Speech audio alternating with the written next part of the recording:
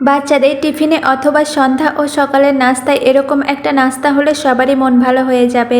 Hello everyone, আসসালামু আলাইকুম। সবাই কেমন আছেন? আশা করি সবাই অনেক ভালো আছেন। আজকে আমি ছোট বড় সবারই পছন্দ হবে এরকম একটা নাস্তার রেসিপি শেয়ার করছি। আশা করছি আমার আজকের রেসিপিটা আপনাদের ভালো লাগবে। প্রথমে একটি বাটিতে 2 কাপ ময়দা নিয়ে নিব।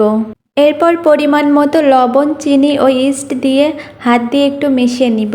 এখন এর মধ্যে অল্প অল্প করে কুসুম গরম পানি দিয়ে হাত দিয়ে মিশিয়ে একটি সফট ডো তৈরি করে নিব। নেওয়ার পরে উপর দিয়ে তেল দিয়ে ঢাকনা দিয়ে আধা ঘন্টার জন্য রেস্টে রেখে দিব।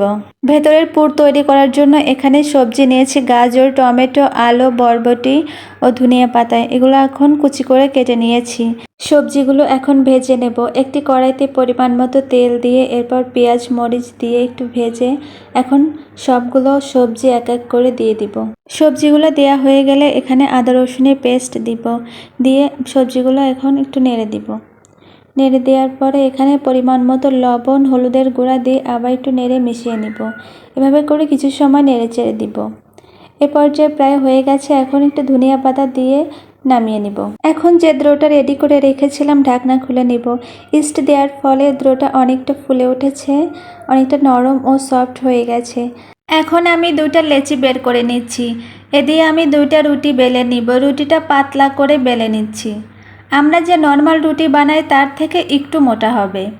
এখন একটা চাকুর সাহায্যে রুটিটাকে 2 ভাগে ভাগ করে নিব। এখন এর ভেতরে যে পুরটা রেডি করে রেখেছিলাম দিয়ে দিব। হাত দিয়ে একটু ছড়িয়ে দিব। এখন ফোল্ড করে নিচ্ছি। এভাবে করে ভাঁজ করে দিলে কোণে একটা ত্রিভুজের মতো ডিজাইন হবে। এভাবে করে সবগুলো আমি রেডি করে নিব। এখন একটা প্যানে একটু ঘি ব্রাশ করে একটা একটা করে দিয়ে দিব। এটা রুটির মতো হতে থাকবে। এই নাস্তাটা বানাতে আমি কোনো তেল ব্যবহার করব না। লো হিটে 5 মিনিট এক পাশে ভেজে নিয়ে এখন উল্টে দিব। দেখেন সুন্দর একটা কালার চলে আসছে। ইস্ট দেওয়ার কারণে কিন্তু এটা তুলতুলে নরম হবে, নান রুটির মতো খেতেও অনেক মজা হবে।